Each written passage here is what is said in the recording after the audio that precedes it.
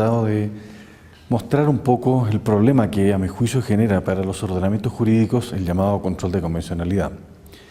El control de convencionalidad es una creación de la Corte Interamericana, puesto que no está contemplado en la Convención, que busca que los jueces, los legisladores y otras autoridades nacionales puedan dejar de aplicar normas internas o, al crear normas, tengan que permanentemente tener en cuenta lo que la Corte Interamericana ha dicho en cualquiera de sus sentencias en relación a los derechos humanos.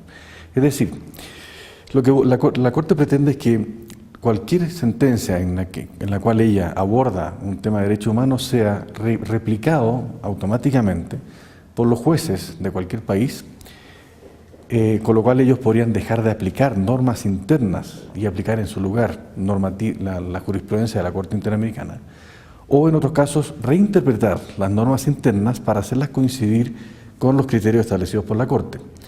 Y además de eso, pretende que en su labor de creación de normas, los poderes ejecutivo y legislativo tengan permanentemente en cuenta los dictámenes de la Corte, en cualquier caso, aunque el país no haya sido parte, para que sigan precisamente sus criterios y dicha legislación o producción reglamentaria no se oponga a lo que la Corte dice. En definitiva, la Corte estaría siendo como la punta de lanza de los derechos humanos en el continente y pretende que los países sigan sus dictámenes y su razonamiento, digamos, sin rechistar. Eso es básicamente el problema. Entonces, traté de explicar por qué surge esto, cómo se trata de una autoatribución de la Corte y los peligros que puede generar. Porque en definitiva, toda la producción normativa y toda la jurisprudencia de un país terminaría dependiendo de un ente que no ha sido elegido por la ciudadanía, por un ente que no controla a nadie, y además cuyos miembros tampoco responden después de su labor ante lo que hayan hecho. Entonces, la verdad, en una época en que se habla mucho de autonomía y que el sistema democrático se ha visto como la posibilidad menos mala, nunca es perfecta, pero menos mala para lograr convivir viendo las opiniones de unos, viendo las opiniones de otros, aquí esto me parece una especie de imposición de un grupo de cuasi iluminados, digamos. Entonces al final los estados quedarían subordinados a los criterios de un tribunal continental y todo el derecho tendría que seguirle el juego, tendría que generarse, interpretarse, hacerse valer siguiendo los criterios de este tribunal.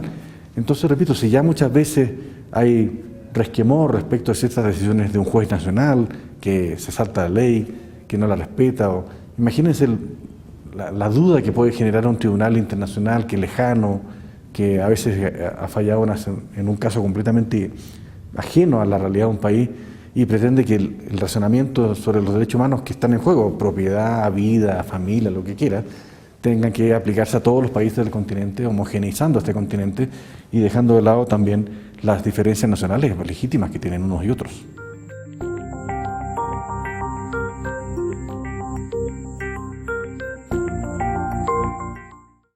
Son muchos desafíos que el continente tiene que enfrentar respecto a los derechos humanos, porque hay situaciones muy lamentables.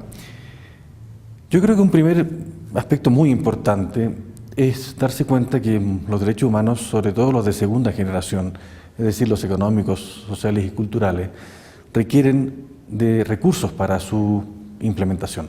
A diferencia de los derechos humanos de primera generación o individuales, que apuntan a una serie de libertades que tiene el sujeto, los de segunda generación requieren una intervención del Estado. Entonces, un problema que a mí me parece muy importante es lograr los recursos para que estos derechos económicos, sociales y culturales puedan llevarse a cabo. Porque tal vez uno de los problemas que estamos teniendo hoy día es que hay una exacerbación de estos derechos en el papel. Y en las constituciones se prometen un montón de cosas, pero el papel resiste todo, como dice el refrán. Y evidentemente con estados que tienen una serie de problemas es muy difícil llevarlos a cabo.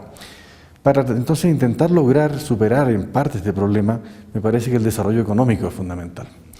Ello implica entonces que los países generen mayor inversión, tanto nacional como extranjera, y se invierta una cuota importante del PIB en la educación de la población.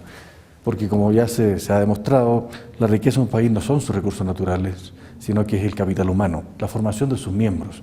Entonces, si logro generar esta formación de los miembros, logro mejorar su competencia, logro que efectivamente incentivarle la iniciativa privada, por supuesto que con el control estatal necesario para evitar abusos, y voy generando más riqueza. Me parece que esa es la mejor forma de lograr que los derechos humanos y en particular los económicos, sociales y culturales que favorecen a los sectores más postergados puedan ir generando una situación de bien común más homogénea y lenta, porque nada puede ser de inmediato. Creo que lo peor es tratar de prometer una solución mágica que va a solucionar todos nuestros problemas de la noche a la mañana, porque eso nunca ha existido.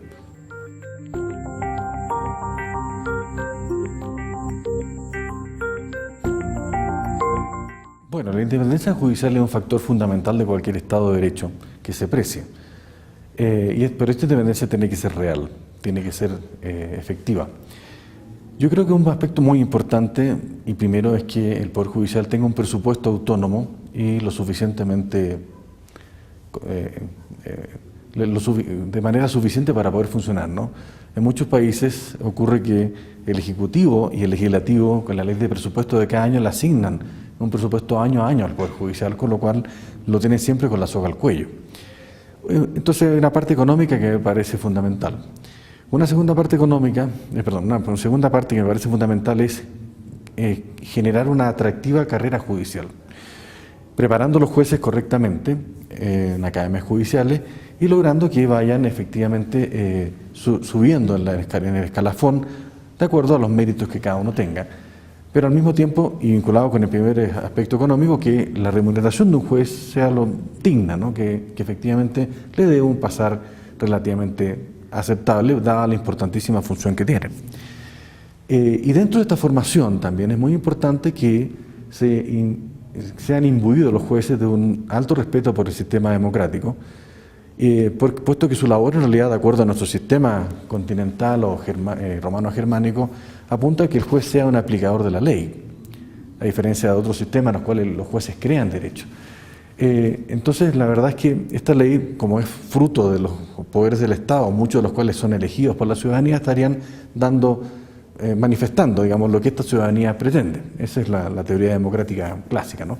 Entonces, la idea es que los jueces en su labor efectivamente apliquen esta normativa que ha emanado de la autoridad, de la propia voluntad democrática, de manera indirecta, pero en definitiva por los miembros que han sido elegidos democráticamente.